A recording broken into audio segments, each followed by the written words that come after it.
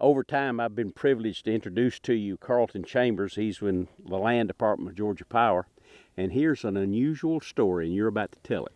On this site here at Georgia Power, we are releasing gopher tortoises. And gopher tortoise is a threatened species that mainly lives in the southeast of Georgia. It's one of 4 species of tortoises in the United States. And the habitat that we have here is prime habitat. We do longleaf management, which is part of the ecosystem that tortoises like.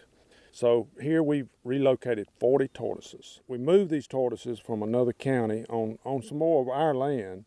From a construction site? From a construction site, one being a development site that wasn't on ours, but we volunteered to take these tortoises and to construct these enclosures to ensure that these tortoises make this their home.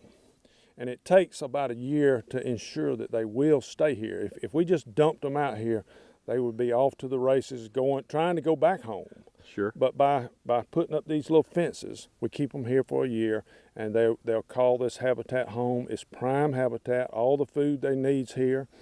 He's a keystone species? He is. He's known as a keystone species, which what that means is that other animals depend on that gopher tortoise for their livelihood. They use the gopher tortoise burrow for their home, for escape cover from other predators. Mm-hmm.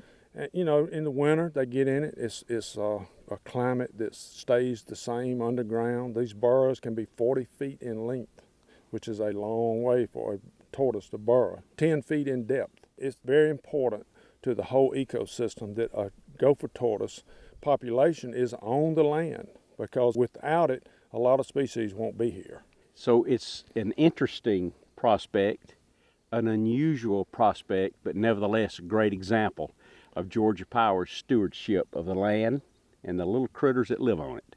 That's right.